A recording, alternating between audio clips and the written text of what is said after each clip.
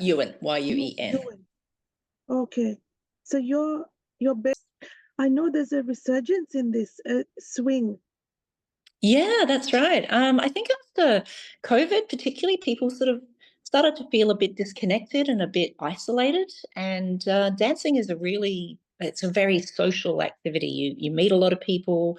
You're out exploring and doing something with other people, and people really love that. It's a great chance to connect and to do something that's social, but it's also exercise. It's really fun. And you're saying it's also sharpens the brain. That's right. There's actually been a lot of research into this. I mean, particularly to do with Alzheimer's research, but it's great for everybody at every age. And there are some things that are really beneficial for your brain. And one of them is exercise. One of them is social interactions. That's, talking to people, meeting people, just being around and, sort of participating in group activities. And also using your memory. And dancing does exercise your memory because you need to learn steps. You'll sometimes be learning choreography and memorizing things. And those three things together apparently are incredibly powerful for protecting your brain from decline, and also just making you feel good in the moment. They're just things that release all of those endorphins, those happy chemicals in your brain, and make you feel good. Now, correct me if I'm wrong. The swing, that's a particular style developed in the 40s? That's correct. Yes. So swing dancing is done to big band swing music, particularly popular. It sort of really started in the 30s, but through the 40s, as you say. And there are some really famous jazz musicians that everyone will have heard of, like Count Basie, Louis Armstrong, Ella Fitzgerald, Chick Webb. These people were incredibly popular. They were I guess the Taylor Swifts of their day. Very, very fashionable and popular in the time. And tastes change, and then as things moved into the 1950s, it got into a little bit rock and roll, and the dance changed to match the music, which had changed. But from the sort of 90s, it had a real resurgence in popularity. But it is important to say that swing dancing never went away. In America, where this was created, it's an African American art form that has really deep roots in African music and dance cultures and histories. But in America, this sort of dance style kind of never really went away, even though it wasn't quite as top of the mind or quite as fashionable. But in the 90s, it really started to come back and in popularity. And today you can go dancing anywhere in the world pretty much. And you can, roll into London or New York or Korea, Japan even, and find a swing dance class. And there'll be a community of dancers there waiting to, meet you and accept you with open arms.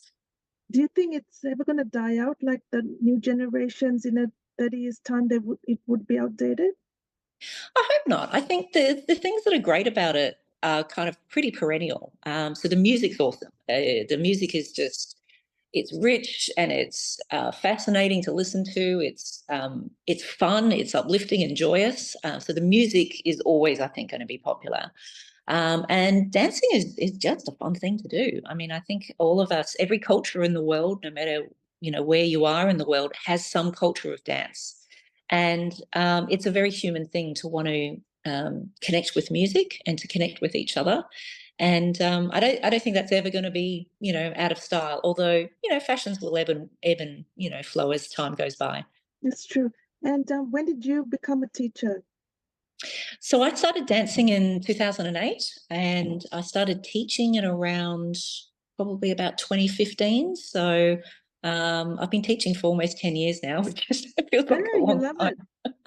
I do. I really love it. It's just wonderful to be able to share something that you love with other people. And as a teacher, it's really satisfying to see people grow and to get it. To have that feeling of satisfaction as they master something.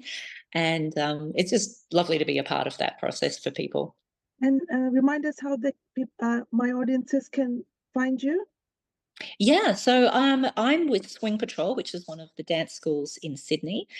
Swing Patrol's actually got classes all over Australia, and indeed there's in London and Germany. I think there's classes everywhere. But in Sydney, you can look up www.swingpatrol.com, and you'll be able to find a link to the Sydney classes. We have classes on Tuesdays in North Sydney. That's every week. There's a beginner's class for people who've never danced before, and we'll take you right through from the beginnings and the start.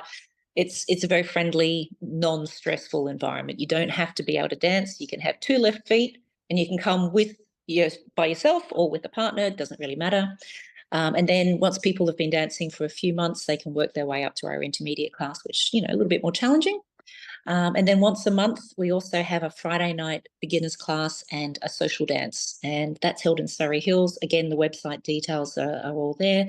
And, that's also very applicable for anyone who's never danced and just wants to try it out. So you can come along and do the class, and then you can stick around and see what people do, and hopefully get inspired to delve a little deeper. And who taught you? So I actually learned with Swing Patrol, the school that I now teach with. So some of my first teachers were, unfortunately, they're no longer teaching because they're amazing and they're awesome. But I learned through, I went to one class by myself. I'd been trying to convince some friends to come with me for ages, and nobody could make it. And in the end, I just thought, oh, look, that's fine. I'll go by myself. And I was instantly hooked, and I was doing all the classes that I could get my hands on. And then over time, you just sort of, you meet a bunch of new people, made some wonderful new friends. And, over time you get good and you start to explore more. And I now travel around the world. I've just come back from Italy, where I was doing a whole bunch of blues classes and stuff. And so it can really open up a whole bunch of new horizons for you. That is amazing. And there's a friendship that you keep with all these people. Absolutely. I think that's, for me, that's probably the most valuable part. Some of the people that I first met through swing dancing, even though not all of them still dance, they've moved on to other things in their life or moved away, but I still have those friendships, and I think that's really powerful. It's, as an adult, it's not always easy to make new friendships, and dancing is a wonderful way to do that, because so many people are there for the same reasons. They all want to be social. They all want to have fun. They all want to meet people. And so it is a very welcoming community, which I think is a wonderful thing to be able to participate in. And how many swing dances do you think are in Australia? Oh goodness! Across the whole Australia, there'd be thousands. It is a relatively niche hobby, in the way that, I guess, not everybody dances, but most people might go bushwalking once in a while, kind of thing. So it is a little bit more niche.